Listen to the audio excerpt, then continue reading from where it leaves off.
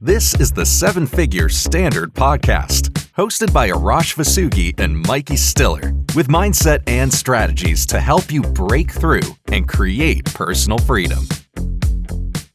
Hello, everyone, and welcome to the Seven Figure Standard Podcast. I'm Mikey Stiller, joined by my co-host, Arash Vasugi, and we're so happy to be with you this week for an episode that is so important and that you're really going to like. It is all about allowing and feeling comfortable with your goal. So last week on the episode, Arash mentioned feeling comfortable with your goal. We're going to really dig in to see what he meant by that, and also allowing, not forcing. So Arash, how are you doing?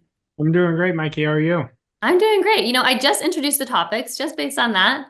What do you have to say so far? Well, I watch the majority of people. They're blocking the level of success because they're constantly forcing and they're pushing. Allowing is going to be critical. Whenever you've achieved something great, it's always because you've got out of the way. Letting go is another word for allowing, and we want to be such masters at letting go. But letting go will move you so much faster and with far less effort. That's what I meant by the goal being a natural state. Like when we breathe, it's natural. That's how I want it to be in the goal achievement process. Instead of forcing, we get in the way. And when we're in the way, the universe can't draw the good we desire to us. But when we let go, we know that we know that we know that it is already here. We feel exactly how we would feel. But what happens is you'll automatically start aligning your thoughts, feelings, and actions from your goal, and the universe will align everything in your favor for the fulfillment of your goal. What do you think it is that makes people want to hold on so tightly? And we've gotten this question more times than I can count about, well, how am I supposed to want something so bad and desire it so much, but then just let it go? Well, letting go is not a matter of not desiring it so much. It's about knowing it's coming. That's what letting go is. Like, you have to take action. Without action, nothing is going to happen. Your mindset and action are the bridge to achieving the end results. But when we force things and try to create outcomes, we create resistance. And it doesn't feel good. Even if we get the result, it'll be short-lived. Mm-hmm. And you don't create a natural state of flow. Like, everything happens with the natural state of life. When you're moving against the current, it doesn't feel good. When you're moving with it, it doesn't matter what you're doing, like everything is effortless. Mm-hmm. So letting things come to you first begins with, what do you want? See, most people think what they want, but they never decipher it and write it out clearly, because clarity prevents you from aiming wander. Is that the word? Aiming wanderously. That's not the right word. Hey, it's drifting is another word for it. But with clarity, you're directed exactly where you need to go, who you need to talk to. You'll get a referral from somebody. So we've got to really create great clarity first. And once you have the clarity, I know what I want, you must trust that it's on the way to you. See, our desire is coming after us just as fast as we're going after it. But we've been trained at a young age, I got to force it. Why? Because there's too much lack and limitation in your mindset. When you stop chasing, you start attracting. And every day, all of us, Mike, every one of us is creating every day based on how well we are at allowing. We're either attracting into our life what we don't want, making it hard, having problems, or we're attracting it effortlessly. You know, Elizabeth, who we work with, asked you what I thought was a really good question earlier. She said, how am I supposed to be in the state of knowing that it's already done, knowing that my goal is already here, and expecting it at the same time? And I'd love for you to give your answer. Well, the minute you accept the idea, you've already given it life. So you're breathing life to it. But expectation is critical. Like, if you already knew it was already here, And that's what most people don't know. That's why they're forcing. When you expect it, you're already feeling how you would feel. And now your mind is only focused on what can I do today? What are the actions I have to take? And so you're pushing every time you're forcing a phone call, every time you're forcing an action. But what you're doing is you're creating your want, but you're tying it into lack and limitation. So it's going to be a miserable process. But when you allow your actions, this is the big one. When you allow your actions to come from a place of confidence, not desperation, that's when everything you touch will turn to gold. Literally everything you touch. I'm glad you just said that word. You said desperation. And you talk about how there's a neediness energy when you're trying to force something and what a repulsive energy that is. Will you talk about that? Because I think it's so relatable. Well, it's so obvious. You'll know someone who's in a desperate energy or a needy energy just by their language. Their language will tell you everything. So a desperate energy is no different like when you were dating somebody who was needy. You just wanted to be away from them. Like that's how the universe is with us. See you later. Because the universe works off of energy. But here's the thing we've got to decipher. It's easy to grow frustrated when you can't see the results yet. So what do you do? First, you have to trust the process that it is coming based on how you're thinking, feeling, and acting. Even when things still feel away from you, growth is happening behind the scenes. Everything is preparing you for you to receive it, but you have to open the space. Doubt is what suffocates progress. I'm going to say that again because I want you to really understand your enemy is not fear, it's doubt. Doubt suffocates the process, but faith brings it into possibilities. Ooh, that's good. Is this part of disciplining your mind? Everything is discipline. Nothing happens without discipline. Somebody wants freedom, prequel is discipline. Somebody wants a great attitude, discipline. Somebody wants to create quantum leaps, discipline. But fear creates the resistance while hope creates the flow. Ooh. So I remember early on, I was started to study this when I was failing miserably. And I can't remember who said it, but they said hope creates options. And I love that because that's all I had at that time. My results were so bad. The only thing that I had was hope. But the more you focus on what you want, the closer it becomes. The closer it becomes. And so we've got to, instead of chasing results, what I want people to chase is discipline. What I want people to chase is their greatness. Negative energy creates static. So our emotional state, which we did an episode on, that's how you attract faster. That's where you become greater. That's where your standard levels up. No one has a great standard whose emotional state is down in the toilet. But you remember back in the day, now you're a lot younger than me, but we would have these TVs that if you had certain channels, like the pay-per-view channels, and you didn't pay for them, they'd be staticky. Well, that staticky is the energy we're putting out when we're in negativity, when we're in lacking limitation. So everything, and this is the truth that everyone has to understand, everything comes from us, not to us. So we've accepted something and it's coming from us. So the key for us is to focus on our inner state, not the outer chase. If I'm chasing a result, I'm screwed. I'm telling you this right now. All I'm going to get back is more lack and limitation. You just said something. You said I was failing miserably, and you paid the price. You disciplined yourself over years and years and years with a lot of consistency and a lot of focus. Now, we've said before, I think we even said it on last week's episode or maybe the week before, that this is all really easy to do, but it's also easy not to do. What is the price that you pay when you don't discipline your mind? Well, you're creating more of a poverty consciousness. All you're doing is reacting to the circumstances. And all you're going to do is be miserable. So desperation repels because it signals lack. Quiet confidence signals abundance. So that's what you're going to attract. So it's not like I'm telling you to go scream to everybody what you're doing, but I want you to scream it inside to yourself. And the world always rewards action. But are you taking action with scarcity? Every time we're in desperate energy, we may be taking the action, but we're screaming scarcity, and you're not going to get very good results. Before you speak or act, your energy speaks for itself.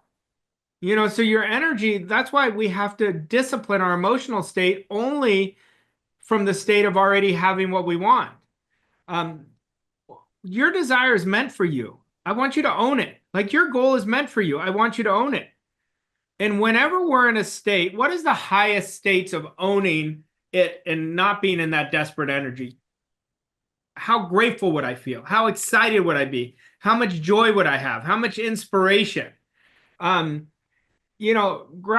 has been talked about so much, but it's literally the soil where our spiritual goals grow, because it starts in a seed. The more you give thanks for the good in your life, the struggles in your life, when you were chasing, but you were observant of it and caught it, you were aware of it, the more you're actually activating abundance in your life. What would you say are some symptoms or signals that someone needs to let go and allow? Well, you could see it in your energy. Like a forcing energy is super heavy. So when your energy is heavy, you're going to know it. When you're judging people, you're going to know you're in a negative energy. When you're not looking for the good, you're going to know you're in a negative energy. But when you act as if your goal is already yours, you send a powerful signal out into the universe, and you shift from a mindset of lack to a mindset of abundance. Is what needs to be overcome to get there the doubt? The doubt is clear, but I don't want you to fight the doubt. A lot of people fight the doubt. They try to be like, oh, the doubt's not there. Don't fight it, because you're giving the doubt more power. What I want you to do is shift it from accepting what you want rather than the doubt. So we've got to reject the doubt, but do it naturally. Like I want you to see like cars on a freeway. Like when you see a car pass by, you just let it pass by. Like let the doubt pass by, but don't reaffirm the doubt inside. And don't ignore it. I want you to observe it and say, no, I'm going to accept the opposite of this doubt. And when you do that, you're going to allow more good to come to you. All right, now let's pivot and talk about getting comfortable with your goal. When you said that, what exactly did you mean? Like when we're comfortable with something, we've accepted it deeply. So I was using the example of breathing. When we're breathing, we're not trying to breathe. So we don't try to achieve our goal. We just naturally achieve it by the person we become. See, we don't get what we want. We get what we are. What we are is the dominant ideas we accept. So if we always are thinking our goal is going to be too hard, wealth is only for a few, not everybody, then we're going to create a lot of lack in ourselves. So we want to get comfortable like you were going to sleep tonight. You don't wonder if you're going to sleep on your bed. You know you're going to lay down and go to sleep. I want you to be that comfortable with the idea. That means when you're that comfortable with it, it's just a natural part of you. You don't have to have alarms to say, hey, remind me of my goal. Remind me of my goal. It's always on your mind. And when something's always on your mind, that's the signal you're putting out. But when you're comfortable with something, it's not force. It's just a natural part of you. I want everyone's goal to be a naturalness in their identity. This is just who I am. I'm the type of person, when I set goals, I achieve it. It's just matter of fact. And that's how you get comfortable with it. Well, so whenever I think of getting comfortable, I think of when you're around a new group of people, for example, time helps you create comfort. What helps you create that comfort with your goal? Is it spending time with your goal? It's more awareness. It's more awareness and how the creation process works. The creation process starts in your imagination. So you accept what you want with your imagination. And so when you trust is the key that works everything in our favor in our life. So when you trust in the process, you trust in yourself, and you trust in the timing of the universe that everything is coming to you in perfect timing, now you're out of the way. You'll know when you're not trusting because you're always looking at, am I getting closer to my goal? And instead, let's focus on your 3 to 4 goal achieving activities in your top 20% of activities every day, coming from the mindset of already achieved that. speaking the language you would speak had you achieved that. And you're going to start trusting a lot more. But here's what the beauty of trust. Trust lets go naturally of worry, doubt, and fear and opens a space for abundance and opportunity in your life. So whenever you do your auto suggestion and you embody your goal, you imagine it, you feel it, what it would feel like to be there. The more that you do that, the more that you step into that feeling, the more comfortable you get with the feeling of the goal achieved. Yes? Yeah, but you got to master stack that. That is such an important process to master stack because you're going to feel much more allowance and confidence in that compared to day 1 to day 21. Day 40, you're going to feel a lot more confident. So we have to really build consistency in our life. Consistency is a signal to our subconscious mind that this goal is non-negotiable. And once it's in that, I'm doing whatever it takes. But when I say whatever it takes, that doesn't mean forcing. That's the right actions instead of forced action. And when you value yourself, you're going to show the world what to bring you. And that's why you'll watch people who create success so effortlessly and others are forcing all day long. We've got to allow this, and you've got to be very careful of who you allow in your emotional state. When someone enters your emotional state, they're either adding value or taking it away. So if I'm around somebody with negative energy all the time, guess what? They're infecting me, but I've allowed them to infect me. So we have to be control freaks about a few things. We have to be control freaks about our emotional state. We have to be control freaks about our mindset work, and we have to be control freaks about our attitude.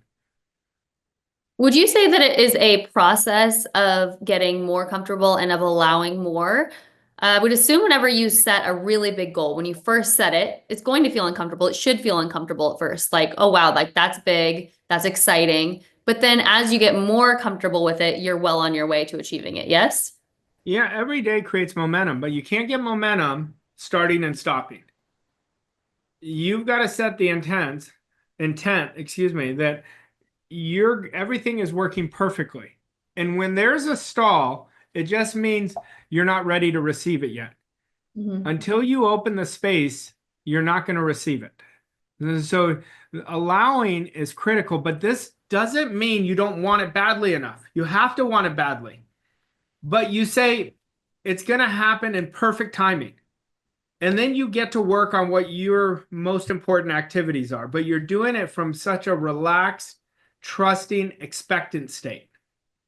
We hear all the time clients affected by the circumstances. They think, oh, you know what? I tried this and it wasn't working, so I'm going to try something else. How long would you say that someone needs to commit to their processes, no matter what the results are saying? Until they achieve it. I mean, I don't know how long it's going to take because I don't know what each person's programming is. I promise you, by letting go, you're going to achieve more in less time. You're going to achieve bigger than what you even thought. And it's going to be so much more fulfilling because you're not forcing it. You're not forcing it. I didn't prepare you for this, so hopefully I don't stump you on this one, but we have so many amazing stories of clients that have been in a tough situation and you told them just let go, and then things have happened very, very quickly. Could you tell us one of our stories like that? Yeah, I have a client, it was about a year ago, that just came to mind. And he said, Arash, I've been working on this deal for 2 years. And it's not coming together. And I said, this is what I want you to do. I want you not to think about it. I don't even want you to think about it. Let it go completely. And he called me 4 hours later. And you think I'm lying. I promise you I'm not lying. Called me 4 hours later. And he said, I got the deal faxed to me. And I said, who faxes? I said, we're in 2024. Like, who faxes? And, he said, as soon as I let it go, the deal came in. For 2 years, he'd been working on this. And I said, imagine if you let go all day long, what would be coming? I know for me, because anytime I'm not completely let go, I have to recalibrate myself. It's easy when the results are not there that we think, oh, I I got to do more. Mhm. I'm not telling you not to do, but do it based on your goal, based on your process, not do because you're in lack, not do because you're in a desperate energy. If somebody refunds you, ask for a refund in your business, give it to them right away. Give it to them right away. Right away. Because once you let go, you're going to get 10 times what you let go of. So good. All right, Arash, let's get into an action step for today. Well, I'm thinking of what would be the best action step, because this is what we talked about today is critical. And you have to create a connection with yourself. So I want you to observe yourself over the last few weeks. When were you in a desperate energy, if you were? And then understand that I was in lack and limitation. Now, I'm going to teach you a process that I want all of you to do. And it's so simple that you have to do this. At the end of your day, I call it reframing. At the end of your day, I want you to observe your day from the morning till the evening, hour to hour, and just go through your mind. This isn't like you're going to take more than 2 minutes doing this. Anytime, let's say at 10 o'clock, you review 10 a.m. to 11 and you're like, oh, I let something trigger me. Then I want you to imagine the exact opposite response. Now, this isn't changing the circumstance. What it's doing is it's clearing in your subconscious mind so it doesn't have the impact on your subconscious mind. But you start practicing reframing and you're going to create so much emotional control. Well, why am I having them do this? Emotional control is connected to surrendering. When I am in control of my emotions and I'm clearing up let's say I had at 1 o'clock, I accepted some form of lack and limitation. I want to go and reimagine the situation so I don't have that much of an impact as what it was originally. And if you start doing that, and if I was somebody, I'd listen to this episode 100 times. This is what is keeping you from bigger, better results. You could do all the right things, but if you're coming from a desperate energy, if you're not trusting, if you're not relaxed, and you're not expecting, you're going to block yourself. All right. Thank you, Arash, and thanks to all of you. If you enjoyed today's episode, leave us a rating and review, and most importantly, share this with your friends and family. Share it on social media. We would love to have more people in your circle as listeners of the Seven Figure Standard podcast, and we'll see you next week with another new episode. Thanks, Arash. Thanks, Mikey. Thank you for listening to this episode of Seven Figure Standard. We hope you found the insights and strategies helpful on your journey to success. If you enjoyed this episode, please leave us a rating and review on your favorite podcast platform to help us reach more people like you. To learn more about Arash and Mikey and how Voss Coach & Co. can help you achieve your goals and reach new levels of success, visit vosscoachandco.com. Thank you again for listening, and we'll see you on the next episode of Seven Figure Standard.